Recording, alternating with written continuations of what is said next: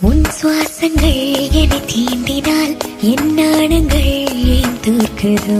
உன் வாசனை வரும் வேளையில் என் யோசனை ஏன் மாறுதோ? நதியினில் ஒரு இலை விழுகிறதே, அலைகளில் மிதந்தது தவழ்கிறது.